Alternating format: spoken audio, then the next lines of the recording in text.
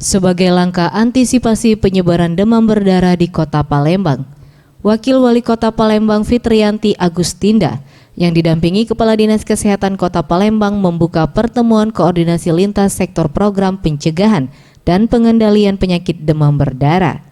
Dan pertemuan aktivasi kelompok kerja operasional DBD bertempat di Hotel Horizon Ultima, Kamis 28 Februari 2019.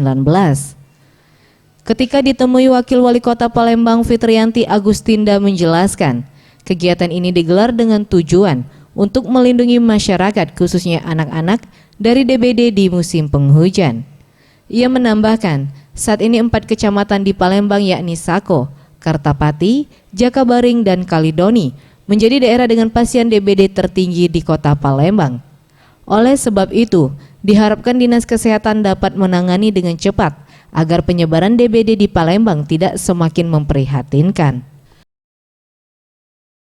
Oleh karena itu, saya sebagai Wakil Wali Kota sudah dalam arti memanggil Dinas Kesehatan dan instansi yang terkait untuk melakukan tindakan-tindakan yang cepat untuk supaya wabah ini jangan sampai menyebar kemana-mana.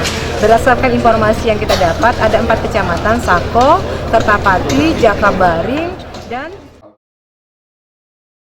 Ia menghimbau kepada masyarakat untuk senantiasa menjaga kebersihan dan menutup tempat penampungan air agar tidak dijadikan media bertelur nyamuk. Karena fogging yang kerap diaplikasikan pemerintah hanya mampu membunuh nyamuk dewasa, sementara jentik nyamuk masih tetap hidup dan dapat kembali berkembang menjadi nyamuk. Tim Liputan Sriwijaya TV.